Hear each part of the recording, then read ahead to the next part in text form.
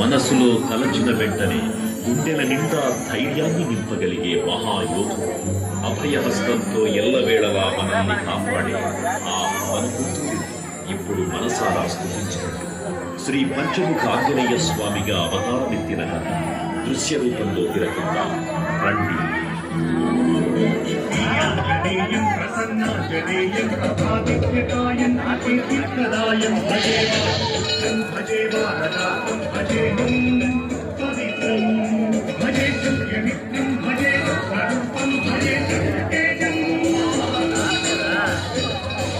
అది రామాయణ మహాయుద్ధం భీకరంగా సాగుతోంది. శ్రీరామచంద్రుని సారథ్యంలో వానర సైన్యంతో విజృంభిస్తూ లక్ష్మణస్వామి తనతో పోరాటం చేస్తున్న రావణుడి కుమారుడు ఇంద్రజిత్ తలని బాణంతో ఒక్క వేటుతో వేరు చేశాడు. ఇంద్రజిత్ మరణమన్న రావణుడు ఆవేశంతో ఊగిపోయాడు.